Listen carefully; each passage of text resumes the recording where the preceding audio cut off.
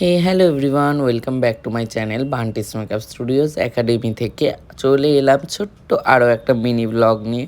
তো তোমাদের অনেকের রিকোয়েস্ট ছিল যে দাদা অনেক দিন ভিডিও আসছে না, তো এই নাও ভিডিও নিয়ে চলে এলাম। ঠিক আছে, তো আমার কিছু কাজের কারণের জন্য আমি ভিডিও এডিট করতে পারি না।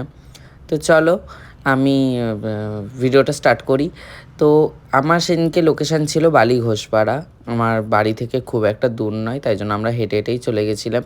আর আমি তো ঘোষপাড়ার ষষ্ঠীতলা গুলিয়ে ফেলেছিলাম। তো বিধান আমার সাথে ঝগড়া করছিল যে তোর মাথাটা পুরোপুরি গেছে। আমি বলিস না, এত চাপের মধ্যে আমি গুলিয়ে ফেলেছি।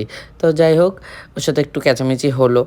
তারপর ও বলছে যে না, কেউ ক্ষমা করবে না ওকে। তো আমি আমার লোকেশনে পৌঁছে গেছি।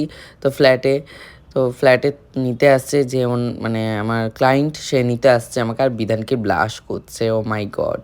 তো এটা ফার্স্ট ক্লায়েন্ট ছিল, একদম সিম্পল সোয়ার লুক চেয়েছিল, একদম হালকার মধ্যে। আন্টি খুবই কোঅপারেট, খুবই ভালো, মানে বিহেভিয়ার খুব ভালো ছিল ওনাদের। আর এটা ছিল সেকেন্ড।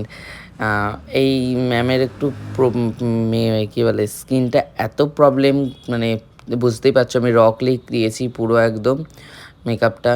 তো একদম হালকার মধ্যে করেছি, আমি বেশি মেকআপ করিনি। আমি মানে স্কিনটা দেখে আমি আরও বেশি মেকআপ করিনি। তো ফাইনালি আমার মেকআপ ডান, কাজ ডান হয়ে গেছে। সন্ধ্যা হয়ে গেছিলো প্রায়। তো আমি আর বিধান বেরিয়ে গেছি ফ্ল্যাট থেকে, মানে ভালোই রাত্রির হয়ে গেছে। তারপরে যেটা হয় সেটা হচ্ছে, আমাকে কোনো কারণে একটা বিধানের বাড়ি যেতে হয়েছিল। ঠিক আছে, তো সেই কারণটা জানতে হলে প্লিজ ভিডিওটা দেখবেন। পরে আবার নেক্সট পার্ট নিয়ে আসবো। তো আয়না দেখেছি, আমি তো ফেল করবো না, সেটা তো হয় না, না? তো নেক্সট ভিডিও নিয়ে দেখাবে। Bye bye, follow for more.